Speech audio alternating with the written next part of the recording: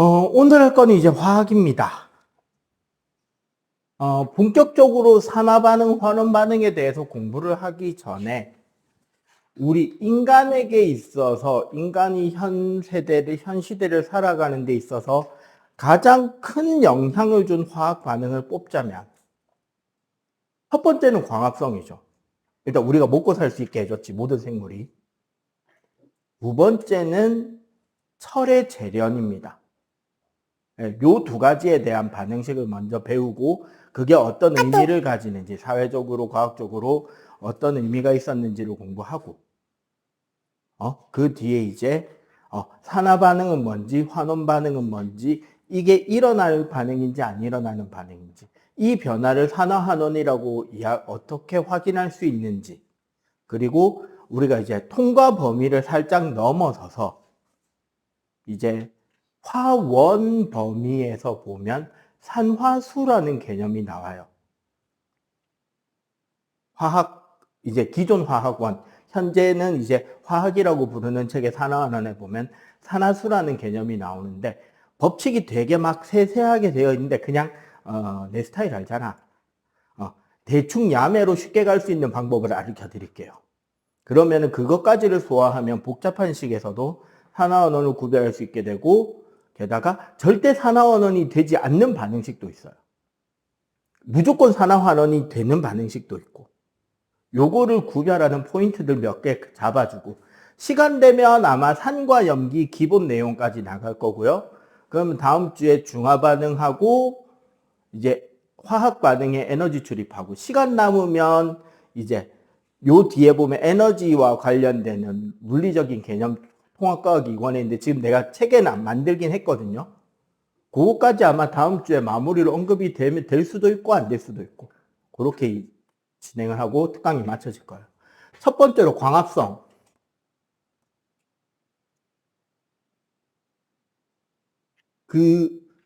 늘 이야기하지만 여러분들이 지금부터 해서 수능 치는 날까지 아마 가장 많이 보게 되는 화학식을 뽑으면 광합성식입니다.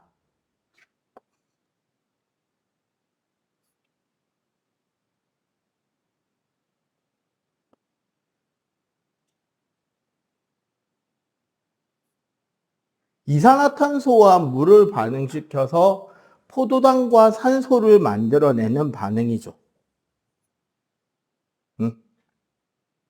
이걸 통해서 우리는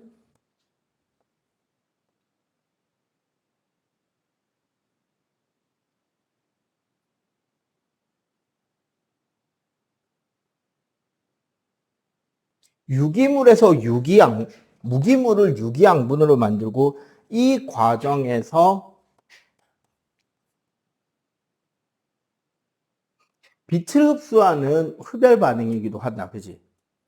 실제로 이 광합성이 어떤 의미를 지니냐면, 최초로 생명체가 태어난 순간으로 잠깐 우리 지구의 진화를 돌려보자고요. 원래는 우리가 환원성 기체라 그래서 이산화탄소나 수증기, 암모니아 같은 것들이 가득 차 있던 대기였다고요. 우리 지구 대기도. 그리고 이런 대기에 전기 방정, 구름에서 번개가 치는 과정에서 얘네들이 화학적으로 결합이 돼서 진짜 우연의 끝에서 뭐가 만들어지냐면 아미노산이 만들어져요. 요거는 파스테르 연구소에서 인공 방전 실험을 통해서 증명한 내용입니다. 원시 대기에 번개가 칠 때 일정 확률로 아미노산이 생성될 수 있다.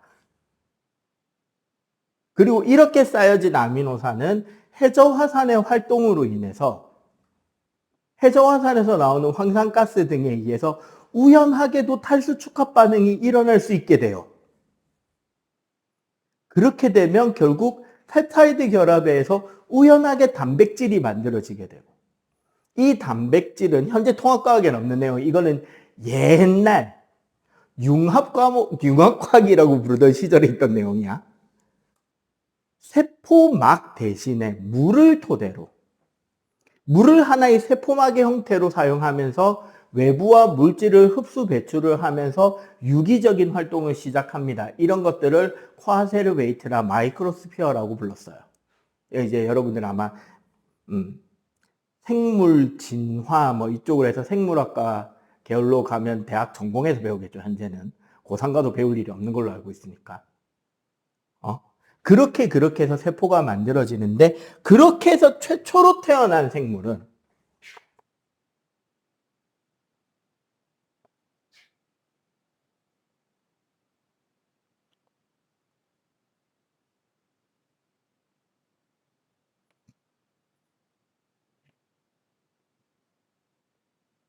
종속영양 무기호흡을 하게 됩니다. 자, 이게 무슨 소리냐? 종속영양이라는 거는 스스로 유기양분을 생산해내지 못하고 주위에 있는 다른 유기물을 섭취함으로써 자신이 에너지를 획득할 수 있게 된다는 뜻이에요. 그리고 무기호흡은 산소를 쓰지 않는 호흡을 말해요. 미생물 발효라든가 이런 형태로 산소 없이 에너지를 만들어내는 형태의 호흡을 하고 있었던 생물들이에요. 그런데 이 생물의 활동으로 인해서 지구 환경은 어떻게 변하냐면 이산화탄소가 증가하고 유기물의 양이 점차 감소하겠죠. 그래서 그 뒤에 얘네들 중에 일부가 진화를 통해서 그 다음 나온 2세대 생물은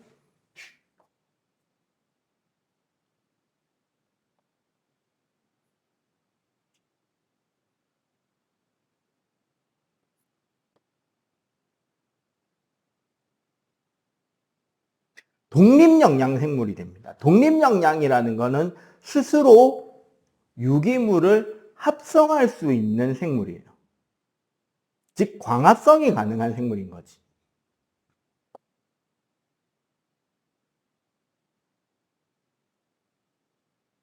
이 독립영양 미생물의 출현으로 인해서 지구 환경에 나타난 변화는 다시 유기물의 양이 증가하고 이산화탄소는 감소하며, 여기에 초기의 독립영양 미생물은 황화수소로 광합성을 했는데 점차 물을 이용한 광합성이 가능해지면서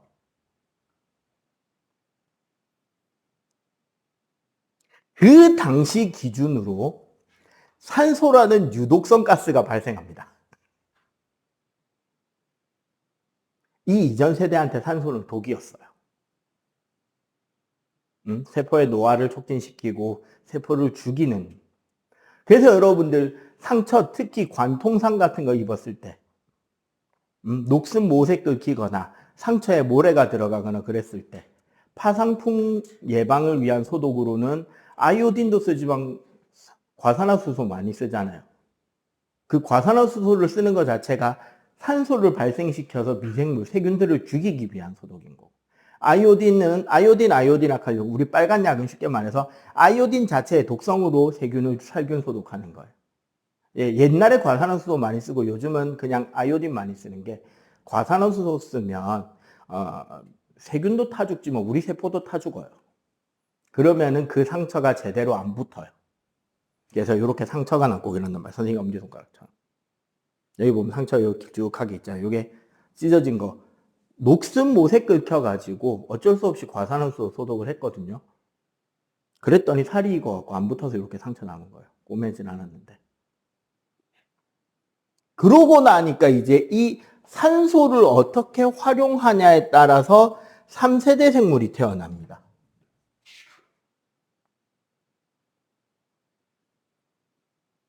종속영양,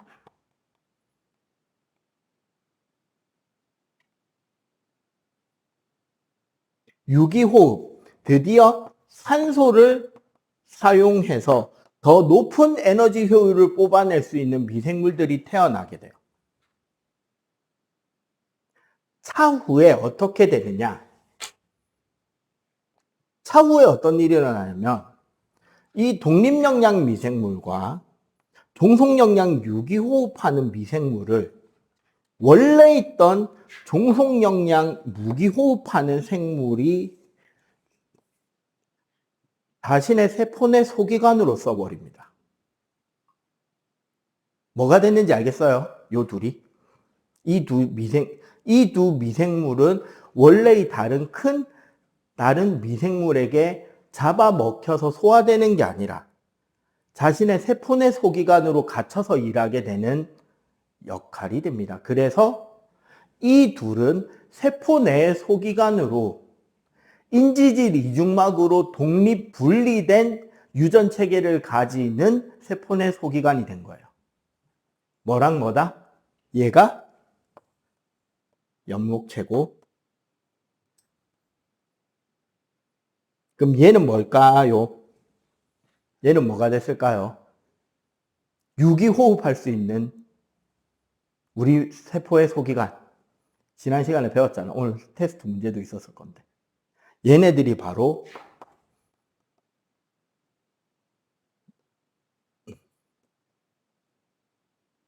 마이토콘드리아가 되고, 원래 세포가 가지고 있던 유전물질 DNA와 이 원래 독자적 생물의 DNA가 섞이면 안 되기 때문에 원래의 DNA는 자신의 핵 속에 별도의 핵막이라고 하는 인지질 이중막으로 보호하고, 엽록체와 마이토콘드리아도 각자의 유전물질을 그대로 가지고 있어야 되잖아. 그래서 걔네들도 걔네들 나름의 독자적 인지질 이중막으로 둘러싸서 분리시켜버립니다. 이렇게 해서 이중막 구조를 우리 세포 내 소기관에서 인지질 이중막 구조로 나오는 게 핵, 엽록체, 마이토콘드리아, 세포막이 전부 다 인지질 이중막 구조고 소포체, 골지체는 단일막 구조가 되는 거예요. 오케이? 자, 요런 반응을 통해서 결국 산소가 발생하게 되고, 이 산소가 자외선을 받으면서 어떤 반응들이 일어나냐면, 산소가 두 개의 활성산소 원자 상태로 바뀌고, 다시 산소가 산소 원자를 반응해서 오존이 되고, 그리고 오존은 다시 자외선을 받으면 활성산소와 산소로 바뀌고, 이 산소는 다시 옆에 있는 산소와 결합하면서 오존이 되고 하면서 현재의 뭐가 유지된다? 오존층이 유지가 돼요. 이렇게 오존층이 만들어지고 난 고생대 후기가 되어서야 드디어 생명체는 어디로 올라올 수 있게 되었다? 물에서 지상으로 진출을 시작합니다. 고생대 말기부터요. 그래서 그때쯤부터 어류에서 양서류의 진화가 일어나고, 해조류에서부터 이끼에서부터 이제 풀들이, 그 다음에 우리가 이제 포자식물들이, 겉시식물이, 속시식물이 이렇게 지상이라는 새로운 환경에서 어마어마하게 다양하게 진화를 해서 현재의 모습이 되었다. 이런 이야기고요. 자, 그 밑에 화석연료. 화석연료는 솔직히 뭐 할 거 없는데,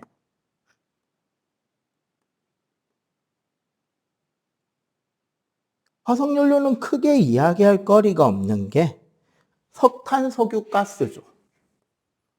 고체로서 석탄, 액체로서 석유,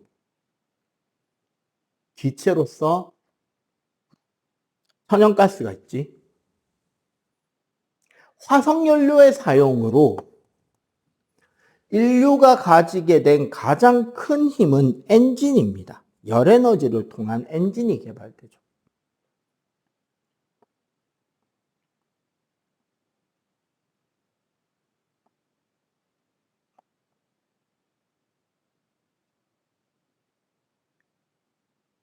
그 인간의 혁명을 따져보면 2차 혁명이 산업혁명이잖아. 그죠? 1차 혁명은 우리가 이제 철기 시대로 넘어오면서 생기는 농업혁명이 제 1차 혁명. 2차 혁명은 산업혁명입니다. 산업혁명을 이끈 석탄의 증기기관은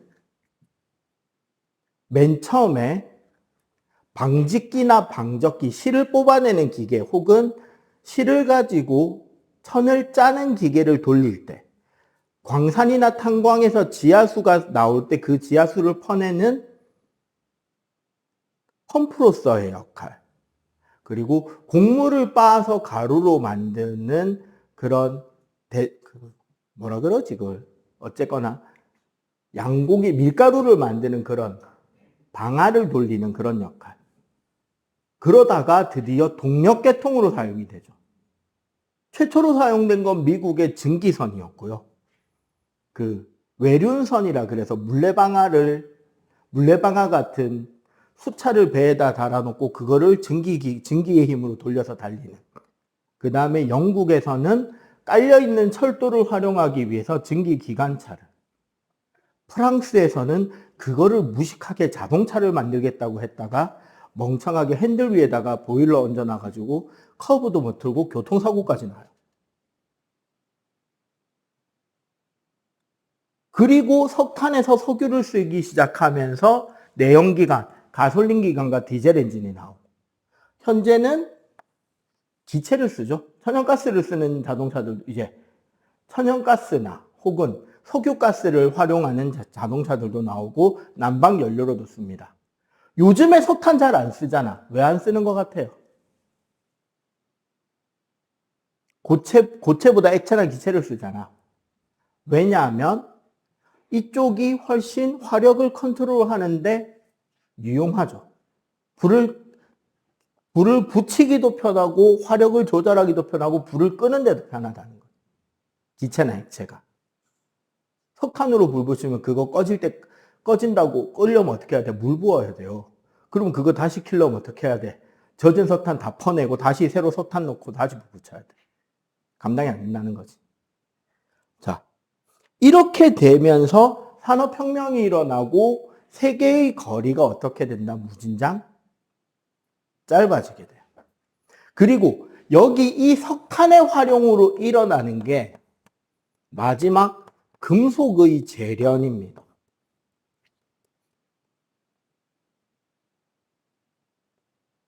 특히 철. 여러분들 지구상에 제일 많은 금속이 뭐죠? 지구 전체를 따졌을 때 제일 많은 금속. 철이에요. 지구상에 존재하는 존재비를 따지면 알루미늄이 제일 많고요. 지표에는. 지구 전체를 따지면 철이 많은데 지표면 즉 지각만 따지면 알루미늄이 많고 철이 많고 구리가 존재하겠죠. 그리고 금이 있겠죠. 극소량. 근데 인간의 사용 순서는 어떻게 되게? 인간은 어떤 금속부터 썼다? 금부터 씁니다. 그 다음에 구리를 썼고요. 청동기 시대. 그 다음에 철기 시대를 거쳐 요즘에 들어서야 드디어 알루미늄을 쓰고 있단 말이죠. 이거 왜 이러느냐? 바로 재련의 난이도가 문제가 있다는 거예요. 금속을 재련하는 데 있어서 각각의 금속을 광물에서 뽑아내야 되고요. 그러면은 광물을 녹이거나 해가지고 밀도 차이 등을 활용해서 불순물을 제거해내야 되겠지. 그렇게 하고 그 광물 금속의 물질에서 대부분 산소와 결합한단 말이에요. 특히 뭐 철이나 알루미늄은 산소와 결합해 있는 문제가 있단 말이야. 특히 철, 알루미늄. 여기서 뭐를 제거해야 된다? 광물에서 산소를 제거하는 기술이 재련이에요. 근데 그러면 금이나 구리는 기본적으로 우리가 태우면은 불에 태우면 산소와 결합하긴 하지만 땅에서 출토될 때는 산화구리 상태가 아닌 그냥 구리광 상태로 출토가 많이 됩니다. 쟤네들은 화학적 반응성이 물보다 낮기 때문에, 특히 수소보다 낮기 때문에 산소와 결합하는 성질이 상대적으로 적단 말이야. 그래서 순수한 구리 광석에서 구리모를 뽑아내서 구리를 만들고, 혹은 그보다 훨씬 이전에 광물에 포함되어 있는, 암석에 포함되어 있는 금조각들을 떼어내고 녹여서 불순물을 떠내는 형태로 순도 높은 금을 만들고, 그 금을 이용해서 여러 가지 얇은 장식물부터 높은 귀족이나 직위를 상징하는 여러 가지 상징물이나 장식물을 만드는 데 사용해 왔다는 거죠. 그리고 청동기, 철기. 철기를 우리 인류가 사용하면서부터 집단이 커지기 시작합니다. 여기가 구석기 시대부터 써요, 금은. 반짝반짝거리는 건 예나 지금이나 예쁘잖아. 이집트 피라미드에도 금박 장식 있잖아요. 그럼 그때부터 금을 쓰고 있었다는 소리야. 청동기가 되면서 어느 정도 부족 단위로 모여 살기 시작하고 강가에 나와서 채집에서 원시적인 농사를 시작하게 되고, 철기가 되면서 드디어 도구의 사용이 시작된다는 거죠. 금속 도구. 여러분들 청동기 시대의 농사 도구가 뭔지 알아요? 사회 시간에 배울 텐데.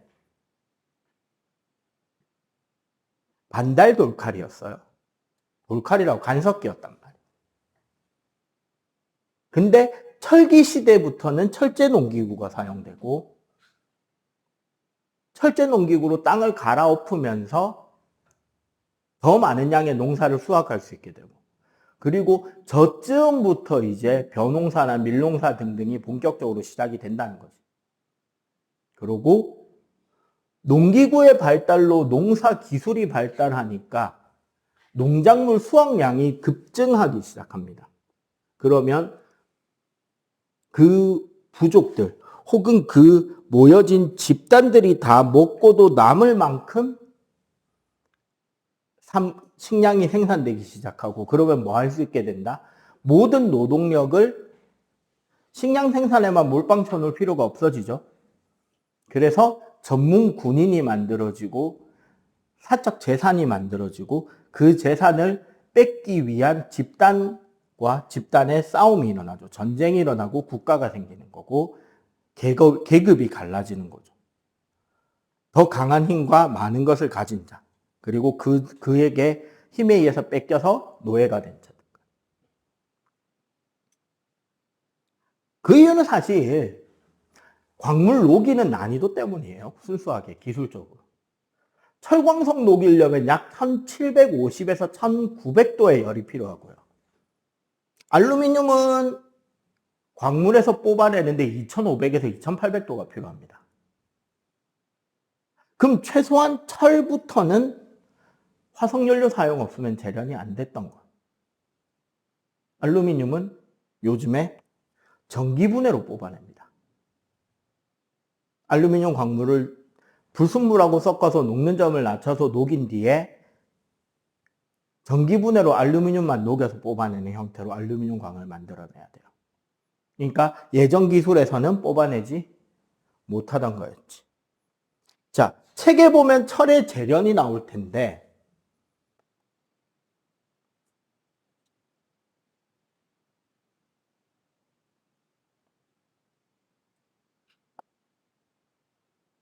야, 요거 확인 좀 해줘봐. 코크스야, 코우크스야. 철의 재련에. 따로 나와 있진 않네요, 여기에는.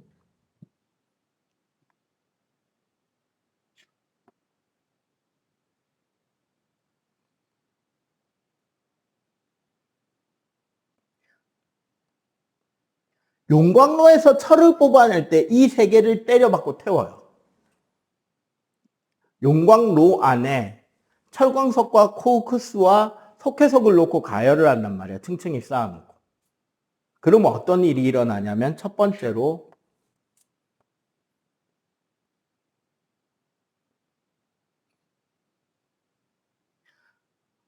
석회석에 열을 가하면 산화칼슘과 이산화탄소가 생겨버려요. 그리고 이 이산화탄소 때문에 용광로 안은 상대적으로 산소가 부족한 환경이 돼. 그래서 산소와 결합하면서 일산화탄소가 형성이 되고요. 완전 연소가 안 된 거지, 산소가 부족해서. 그 뒤에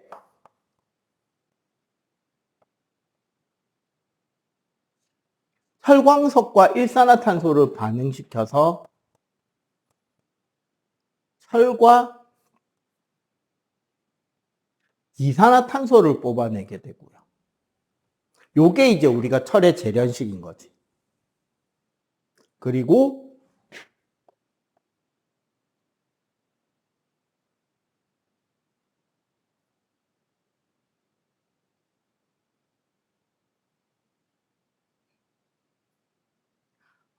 산화칼슘은 철광석의 나머지 돌 부분, 우리 규산염이죠. SiOX면. 규산염이 나머지 돌 부분을 결합해서 슬래그라 그래서 찌꺼기로 빠져나오게 됩니다. 요즘에도 애국가에 그 장면이 있는지 모르겠는데, 용광로 같은 거 영상이나 이런 거 보면 완전히 금색으로, 뻘겋다 못해 금색으로 달아오는 샘물 위에 거품 비슷한 찌꺼기들이 몽글몽글 떠 있잖아요. 걔네들이 요 슬래그입니다. 요렇게 해서 우리는 순수한 철을 뽑아내게 되고요. 이 철을 통해서 지금도 사실 철기 시대죠. 딱 깨놓고. 지금 여러분들 생각해봐. 우리에게 철이라는 금속이 없으면 제일 먼저 뭐부터 없어지냐면 고층 아파트부터 못 지어요.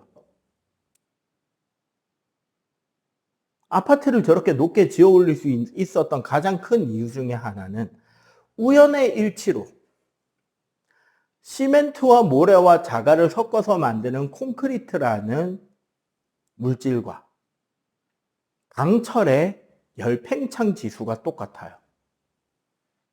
즉 온도 변화에 따른 부피 변화가 강철과 콘크리트가 완벽하게 똑같단 말이야. 그래서 어떻게 철근 콘크리트라는 형태로 건물을 지어 놓으면 얘네들이 결합이 떨어지지 않고 단단하게 붙어 있을 수 있게 된다는 거. 이게 물질이 그냥 다르잖아요. 암석의 풍화라 그래가지고 광물들마다 열팽창률이 다르단 말이에요, 원래는. 그러면 어떤 돌멩이가 바깥 환경에 노출된 채로 여름에 뜨거워지고 겨울에 추워지고 하다 보면 열팽창이 계속 일어나잖아. 그러면 이게 광물마다, 물질마다 팽창률이 다르니까 광물 사이에 미세한 틈이 생기고 거기에 수분이 녹아 들어가고 그 수분이 얼면서 부피가 늘어나면서 광물 사이를 띄워요. 이게 반복이 되면 바위가 쪼개지면서 점점 모래알갱이로 변해가게 되는 거예요. 그런데 이런 것들이 안 일어난다는 거죠. 지금 자동차도 여러분들 쓰고 있는 상당수의 많은 물질들의 철이 다 포함되어 있는 이유고, 알루미늄은 현재로서는 재련상의 어려움 때문에 아직까지는 많이 비싸지. 그죠? 이런 것들에 대해서 일단 기본적인 개념들을 배웠고, 이 철로 인해서 모든 것들이 변화가 되었다. 그리고 철이 있었으니까 전기기관도 만들 수 있었겠죠? 철만큼 튼튼한 금속이 드무니까. 자, 그런데 지금 여기 세 가지 나와 있는 이 모든 반응은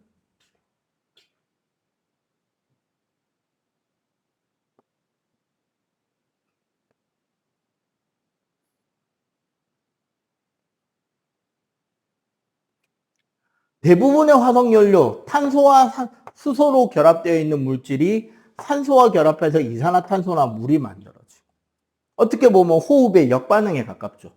연소와 호흡 둘 다. 여기까지.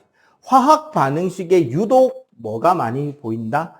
산소가 보이고, 산소와 결합하기도 하고 물질에서 산소를 빼내기도 하는 여러 가지 화학 반응들이 공통적으로 나타나고 있죠.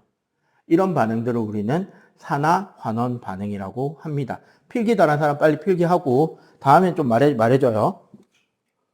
볼게요.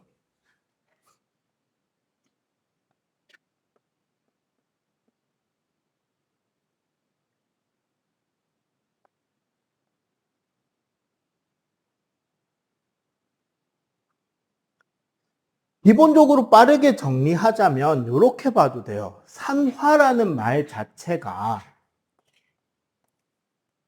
산소 원자와 결합하는 것이 산화 반응이에요. 그러면 환원 반응은 산소 원자를 잃어버리는 반응이 환원 반응이 되는 거야. 그러면 요 기준으로 보면 아까 우리가 철의 재련에서 썼던 화학 반응식을 잠깐 볼까요?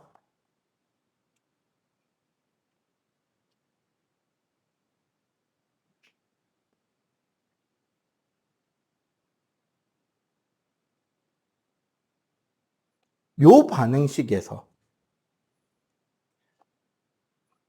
한화철이 처리되는 변화는 요거 화학식만 딱 떼서 만약에 우리가 화학식을 적어 본다면 산소가 떨어졌죠. 산소 원자 3개가. 맞지? 그럼 얘 뭐가 된다? 환원이 되는 거지. 그러면 당연히 어떻게 된다?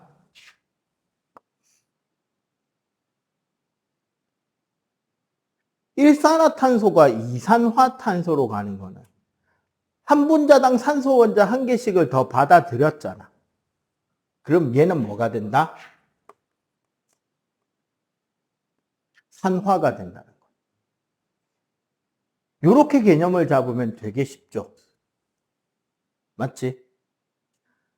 그런데 그럼 산화환원 반응을 온전히 산소 원자를 기준으로만 하면 간단할 텐데 하나가 더 있습니다. 바로 전자를 잃어버리는 반응이냐, 전자를 받아들이는 반응이냐에 따라서도 산화환원을 나눌 수 있어요. 그럼 이 산화환원은 뭐다? 우리가 화학 반응을 이야기할 때 산소가 없는 경우에도 산화환원을 이야기할 수 있게 된다는 거예요. 그러면 전자를 잃어버린다는 말은 뭐가 된다? 금속 원소는 뭐가 된다? 양이온이 되는 거고요. 맞지? 음이온은 비금속 원소가 되는 일을 산화로 분류할 수 있다는 거. 전자를 중심으로 이야기하자면. 그러면은 환원은 그럼 당연히 이 반응의 정반대쪽 반응이 환원 반응이 되겠죠. 뭐가? 양이온으로 존재하던 녀석이 금속 원자 상태로 돌아가거나 비금속 원자들이 음이온의 성질을 띠게 되는 경우. 특히 여기서 보면 일반적으로 금속이 하고 싶은 변화, 비금속이 하고 싶은 변화. 즉 금속은 금속으로서 뭐를 전자를 최대한 버리고 싶어 하는.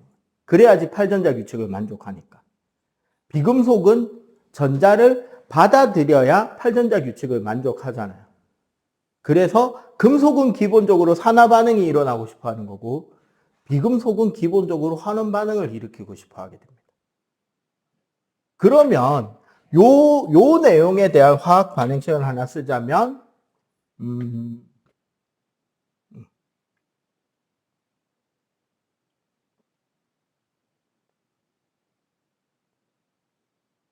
아연을 염화구리가 담겨 있는 파란 색깔의 수용액에 아연을 담그게 되면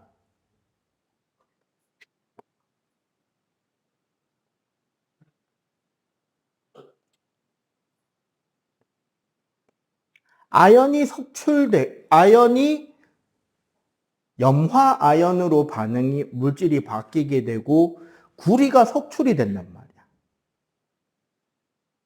그러니까 아연판에 구리 조각이 고드름처럼 맺히게 됩니다. 그럼 실제로 여기서 일어나는 알자이온 반응식을 보면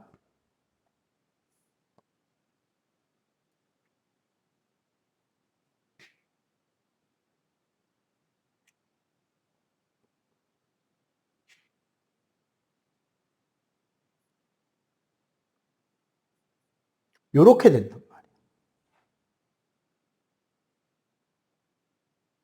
그럼 실제 일어난 반응을 잘라서 보자면 뭐가 된 거야? 아연 2가 양이온이 되면서 두 개의 전자와 분리됐고요. 그 두 개의 전자를 구리가 두 개의 전자를 받아서 구리로 석출이 된 건데, 그럼 위에 거는 뭐예요? 아연이 전자를 잃었죠. 맞지? 그럼 뭐가 된 거다? 산화가 된 거지. 구리는 전자를 얻었잖아. 그럼 여기는 환원이 된 거. 그럼 이 반응식 전체로 보면 뭐가? 여기가 산화가, 여기가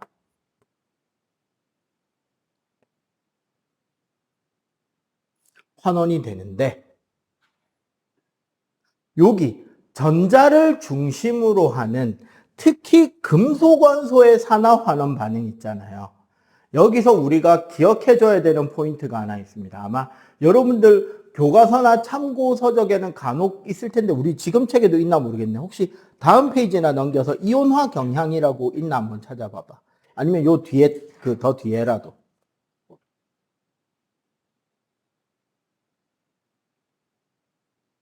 따로 책에 나와 있진 않죠.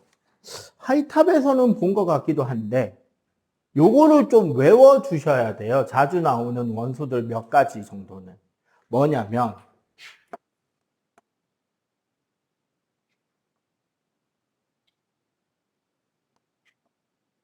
이온화 경향이라 해가지고요. 간단하게 말하자면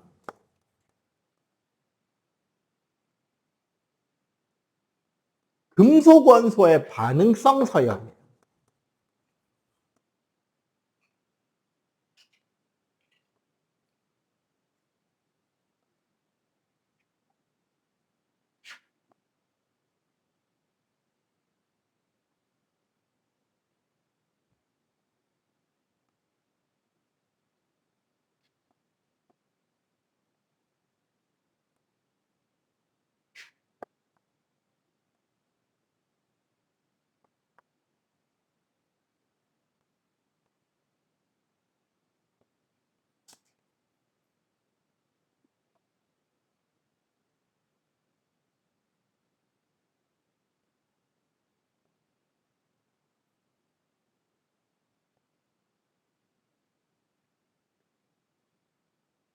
이거 이제 외우는 거 첫 네 글자로 해서 뭐 칼카나마 이렇게 이야기를 하는 건데요. 칼카나마 아라철 리주납 수구수은 백금 하면 됩니다. 칼륨, 칼슘, 나트륨, 마그네슘, 알루미늄, 아연, 철, 니켈, 주석, 납, 수소, 구리, 수은, 은, 백금, 금해서 수구, 수은, 백금 이렇게 끝나버려요. 자주 나오는 원소들은 누가 뭐래도 마그네슘, 알루미늄, 아연, 특히 마그네슘하고 아연, 그리고 철을 중심으로 니켈, 주석까지가 나옵니다.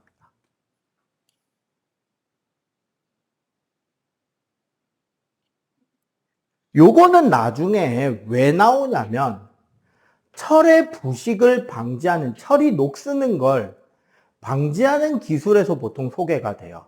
현행 화학에서는. 철 표면에 다른 금속을 도금하는 과정에서 철보다 반응성이 큰 걸 도금하냐, 철보다 반응성이 적은 것을 도금하냐에 따라서 철이 녹슬지 않게 되는 원리가 다르단 말이지. 그 우리는 참고로 앞쪽에 있는 것을 함석이라고 하고요. 요 뒤에 있는 것들로 코팅된 걸 양철이라고 하는데, 요거는 뒤에 부식 방지 설명 있는 데 가면은 설명해 주도록 할게요. 일단 요거까지 필기. 다 했냐? 필기. 바로 산화수라는 개념이에요.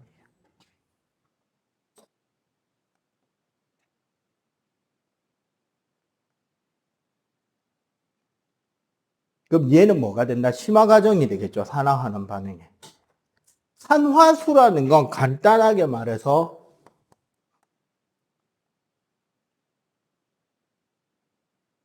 각 원소 혹은 각 물질에 속해 있는 원자가가 더 정확하겠네.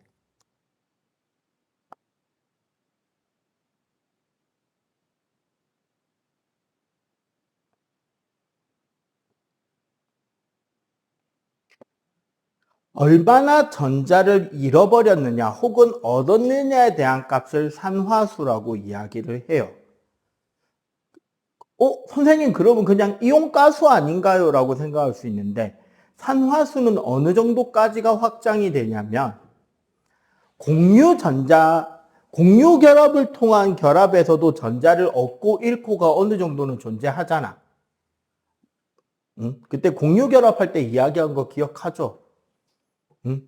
공유물이지만 사실은 힘센 놈 거. 응?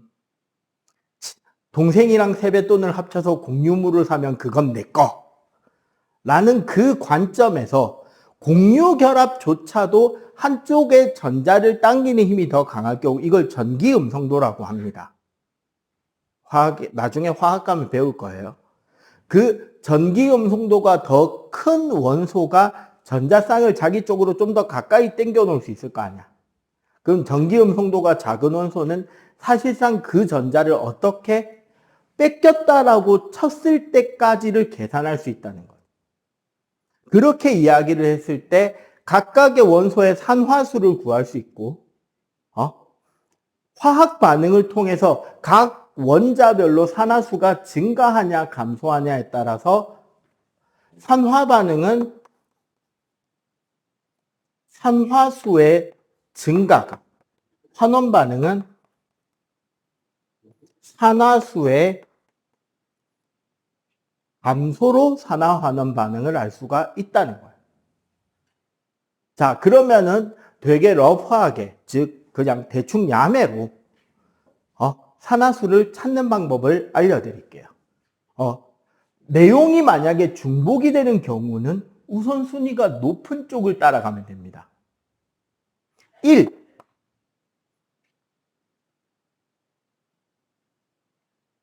호돈소 물질은 0입니다.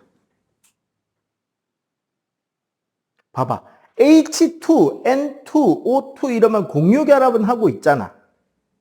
맞죠? 그런데 그 전자를 당기는 힘은 양쪽 원자가 어때? 동등하잖아. 그러면 0 취급을 하는 거예요. 응? 2. 화합물이 되었을 때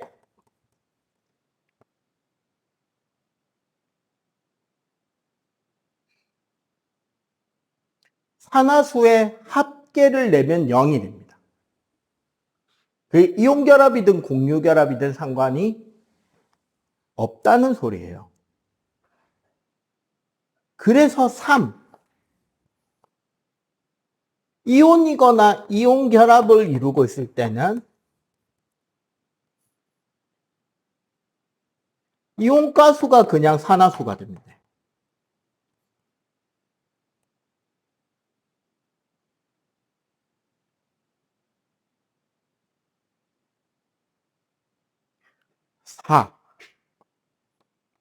그러면 분자 즉 공유 결합을 할 때는 사실 여기서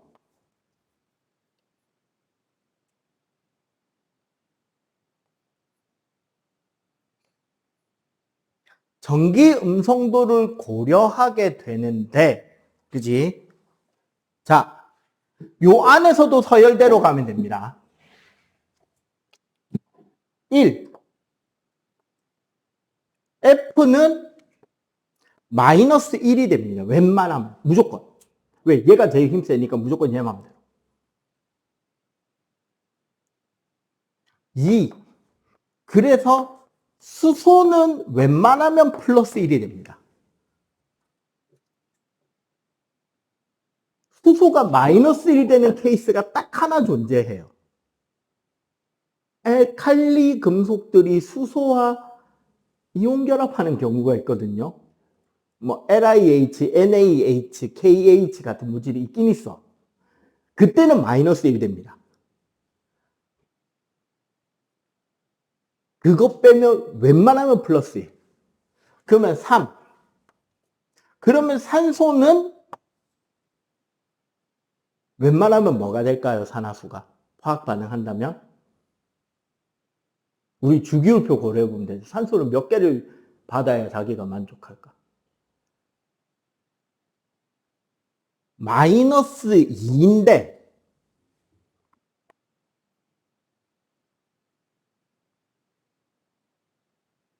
물질의 과산화 어쩌고 저쩌고 하는 경우가 있어요. 대표적으로 뭐가 있어? 과산화수소가 있지. 그때는 마이너스 1이 되고요. 과산화물일 때는 마이너스 1밖에 안 됩니다. 그리고 그럼 얘일 때는 산소가 얼마가 돼야 될까요? OF2. 2플로르화 산소. 아니면 산화 2플로린. 2플로르화 산소가 더 정확한 표현이겠네. 얘는 뭐일까요? 이때 산소는 자, O랑 F랑 서열 비교해봐. 누가 앞서요? 여기 요 안에서도 얘 지금 3번의 2잖아. 얘는 1번이죠. 그럼 누구부터 맞춰줘야 돼? 3의 1부터 맞춰, 4의 1부터 맞춰줘야 되는 거야. 그러고 나서 2번 적용을 해봐. 산화수 합계가 얼마가 나와야 된다? 0이 나와야 돼요. 그러면 요때 산소는 플러스 2가 됩니다.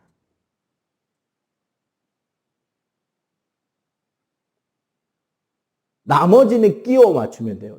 이 법칙 안에서. 그러면 그림을 그려볼 수 있게 된단 말이야. 이 그림 그리는 연습이 여러분들 나중에 화학에 가게 되면 전기 쌍극자 모먼트라 그래서 분자의 극성 판단할 때 들어가는데 지금 화학에서 빠졌나 안 빠졌나 헷갈리네. 아마 이건 남아 있었던 것 같은데. 봐봐. 그럼 우리가 알고 있는 것들 몇 가지 분자만 따져볼게. H랑 O만 가지고. 우리 H2O 분자 모형 그리면 산소에 공유결합 수소, 공유결합 수소잖아. 맞지? 우리 이렇게 보통 분자 모형 구조식 그리려면 이렇게 그려지잖아. 그런데 생각해 보면 여기 전자쌍은 산소가 가져간 거랑 마찬가지가 되죠. 화살표 방향이. 그러면 자, 산소는 전자 몇 개 얻었어? 지금 전자 화살표 2개 받았잖아. 자기 쪽으로. 그럼 뭐가 된다? 산소는 마이너스 2가 되고.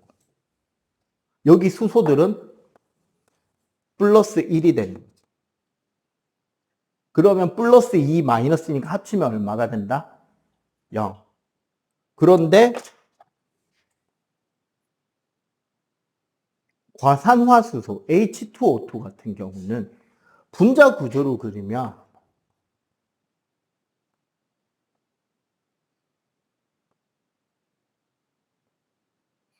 요렇게 된단 말이에요. 구조식 자체가.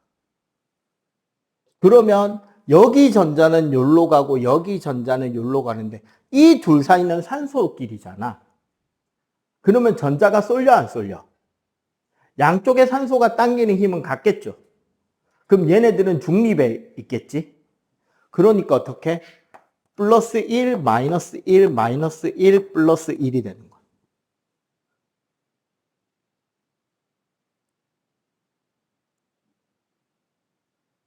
요런 식으로 하나하나를 세우는 거라.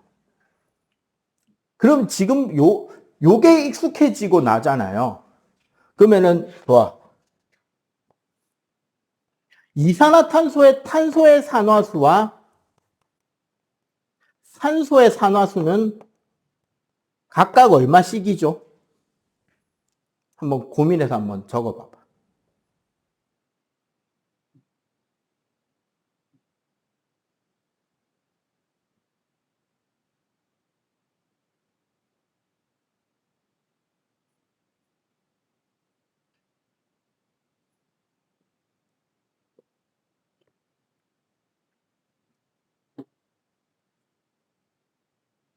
연습하는 거예요, 연습하는 거. 동주 얼마씩이야? 그치. 탄소는 플러스 4가 돼야 되고 산소는 마이너스 2가 되는 거야. 주기율표상에서 탄소보다 산소가 전자 당기는 힘이 더 세잖아. 오른쪽에 있으니까. 이런 것들 고려해가지고 고려하면 산소가 있고 양쪽에 산소가 이중결합으로 존재하는데 전자쌍이 양쪽으로 똑같이 당겨지겠지. 각각. 그러니까 얘 마이너스 2 플러스 4 마이너스 2가 된다는 거죠. 이런 식으로 원자 단위로 따지고 나면 우리 책에 있는 화학 반응식들 대부분을 산화환원, 산화수까지 고려한 산화환원식으로 쓸 수 있게 돼요. 응? 예를 들어서 지금 55쪽을 여러분들 한번 펴볼래요? 다음 바닥에 있을 것 같은데.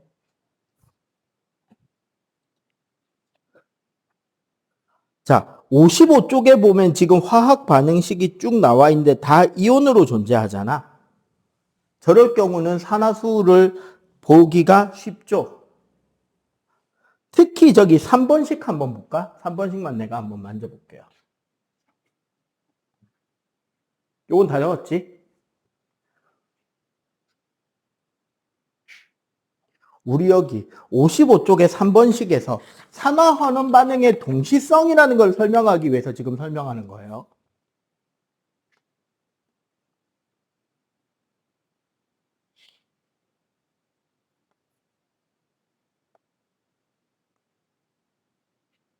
염화고리 수용액과 알루미늄의 반응이야. 그러면은 식을 쓰면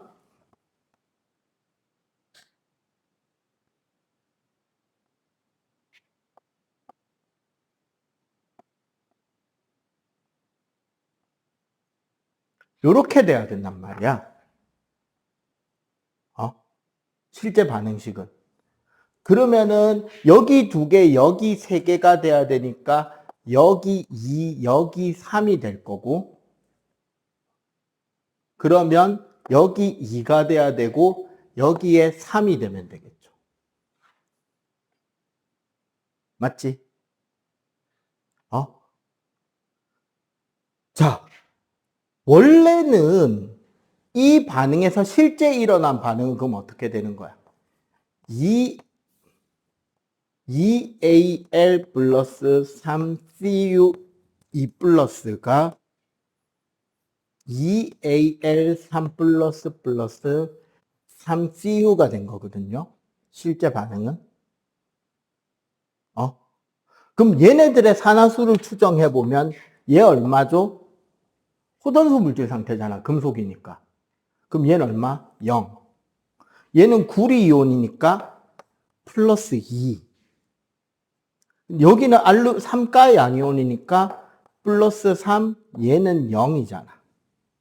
그런데 사실 보면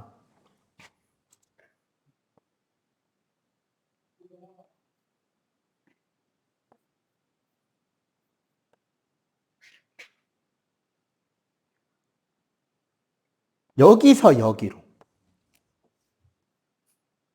플러스 3 곱하기 2 맞지? 결국 얼마?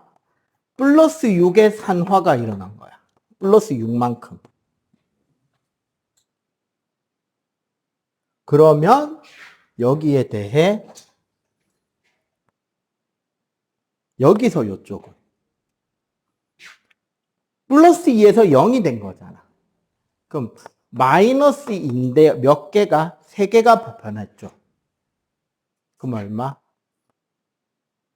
마이너스 6의 환원이 1만. 결국 핵심은 뭐다? 산화수의 변화량과 환원된 크기의 변화량을 합치면 0이 됩니다. 결국 전자가 어디 도망가는 거 아니란 말이야. 그래서 딱 산화가 일어나려면 누군가가 전자를 버리고 싶으면 뭐 해야 된다? 환원. 누군가는 그 전자를 온전히 뭐 해줘야 된다? 받아줘야지만 산화환원의 완성이 된다는 거지. 알겠어요? 자, 그러면 지금 뭐 하시냐면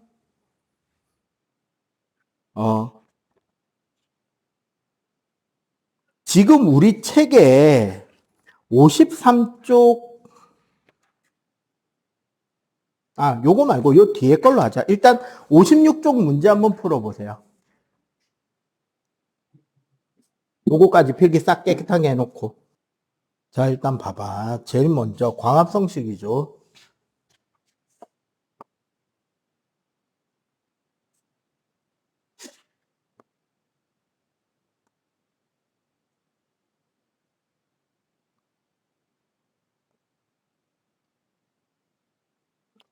자, 요거는 좀 애매한 게 여기 C는 플러스 4 플러스 1 마이너스 2 곱하기 2 마이너스 2 곱하기 2죠. 포도당 같은 경우는 얘 분자 구조를 좀 이해를 하면 되는데 구조가 어떻게 생겼냐면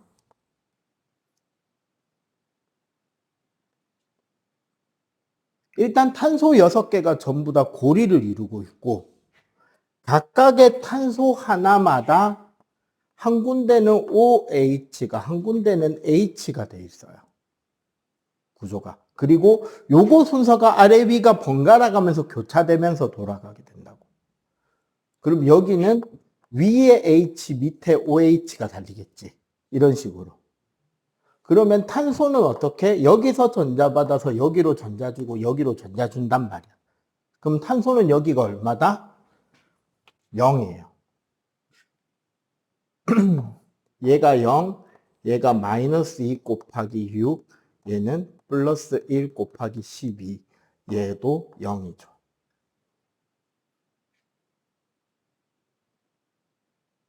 오케이? 자, 그럼 봐봐. 탄소 입장에서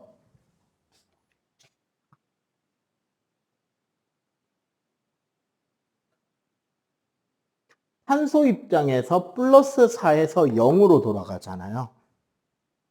그럼 얘는 뭐가 된 거야? 탄소는. 산원대했죠.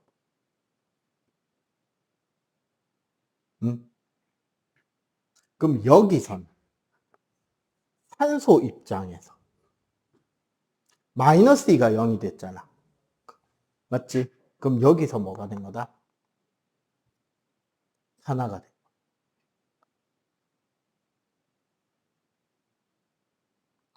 왜? 어차피 수소는 그대로란 말이야. 그럼 수소는 변화가 없기 때문에 탄소와 산소 입장에서만 생각해 주면 된다고. 물론 개수가 안 맞긴 하죠. 그럼 여기에 산소가 일부가 들어가긴 하겠지만 전체적으로 보면 산화하는 개수가 똑같아진다고. 오케이? 그 다음에 호흡은 이거 반대잖아. 그러면은 여기서 이쪽은 포도당이 산화가 되는 거고 산소가 환원이 되겠죠. 산화환원이 그대로 뒤집어진다고 생각하면 돼요. 왜? 어차피 전자를 주고 받는 개념이기 때문에 그래. 자, 연소.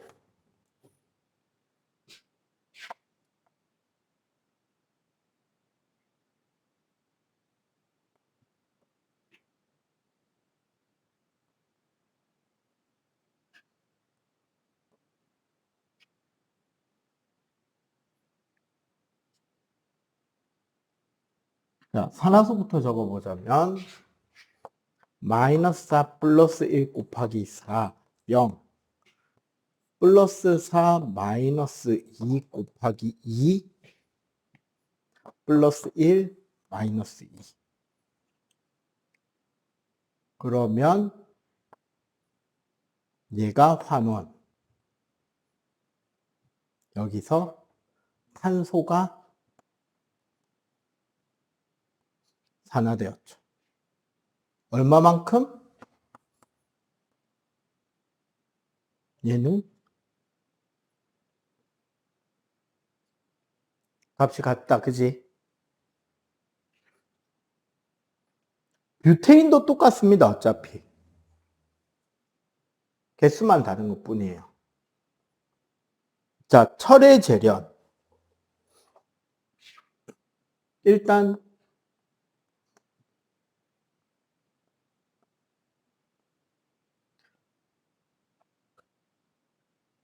얘도 0, 얘도 0인데 얘는 플러스 2, 얘는 마이너스 2가 되니까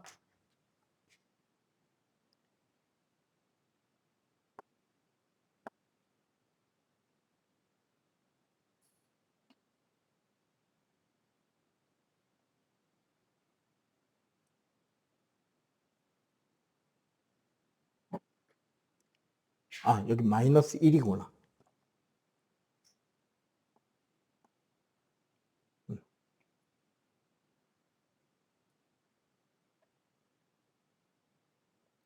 그리고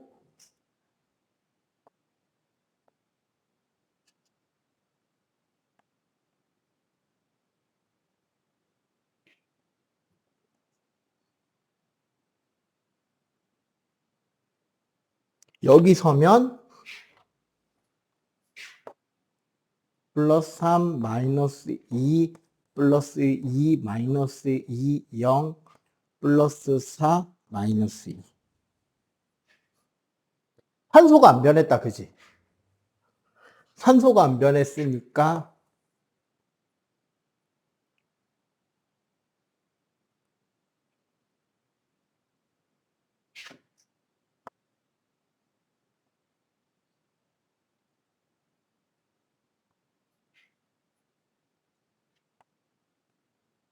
산화하는 볼 수 있다. 그죠? 개수까지 맞춰서.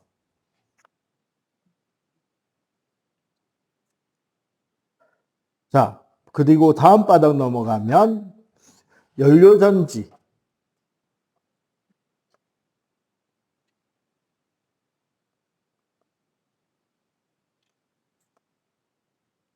수소 연료전지는 간단하게 말하면 물의 전기분해의 역반응을 일으키는 거예요. 물의 전기분해가 뭐냐? 물에다가 전기에너지를 넣었더니 수소와 산소가 분리된다잖아. 그럼 그거를 역반응을 일으키면 수소와 산소를 전기적으로 화학반응을 일으킬 수 있다면 연소 말고 그냥 수소 폭발 말고 거기서 물이 나오고 전기에너지를 뽑아낼 수 있다가 되겠지. 그거를 촉매를 이용해 가지고 반응시키는 게 수소 연료전지고 뭐 길거리 다니다 보면 친환경 수소 버스 적혀 있는 거 있잖아요. 그게 이제 그 연료전지로 다니는 버스들이고 그 다음에 현대에서 지금 넥소라고 해서 일반 승용차 소형 SUV 사이즈의 수소 승용차도 나옵니다. 그 뒤에 헤드라이트가 레고처럼 생긴 녀석이 있어요. 네모 반듯하게. 걔네들이 이제 수소 연료 자동차야. 연료전지고 얘네들 같은 경우 EH2 플러스 O2가 EH2O가 되면 얘도 얘도 빵인데 플러스 1, 마이너스 2 환원이 되겠죠. 자, 이 외에 철의 부식, 과일의 갈변, 연소, 표백, 우리 배터리, 반딧불이가 빛내는 것 전부 다 산화환원 반응입니다. 자, 그러면 이렇게나 산화환원이 많은데 요런 것만 우리 한번 생각해 볼까요? 오늘 마지막 배우는 개념으로.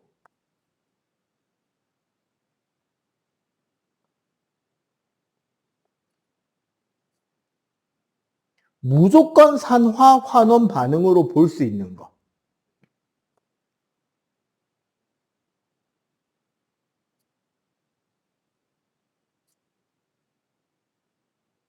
반응물이나 생성물에 호전소 물질이 있는지 찾아보세요.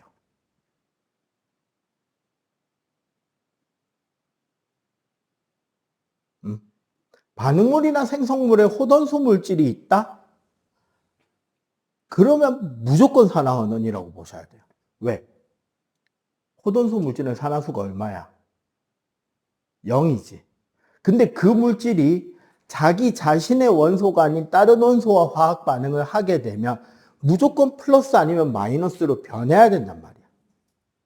맞지? 그래서 반응물이나 생성물에 호전소 물질이 있다면 무조건 산화환원이라고 보시면 돼요. 그러면 절대 산화환원이 아닌 반응은 우리가 다음 주에 배울 중화반응 그리고 이온 화합물의 복분해라고 있습니다. 사실 이거 대표적인 게 우리 앙금 생성 반응 있죠. 앙금 생성 반응은 봐봐. 이온 결합물과 이온 결합물의 수용액인 상태가 반응해서 고체인 앙금과 이온 결합물이 생기잖아. 실제로 얘네들은 그대로 이온으로 존재하고 있는 상태란 말이에요. 반응물, 생성물 모두에. 그러면 산화수가 변해, 안 변해? 안 변하겠죠. 그런 경우는 산화환원이 안 됩니다. 그래서 화학 반응식만 조금 챙겨볼 수 있으면 이게 산화 반응인지 환원 반응인지 뭐 할 수 있다 쉽게 구별이 가능하다. 알겠죠? 자, 그러면 자, 그 밑에 뭐 애칭, 고려, 청자, 유화 이런 것들을 읽어보시면 되고요.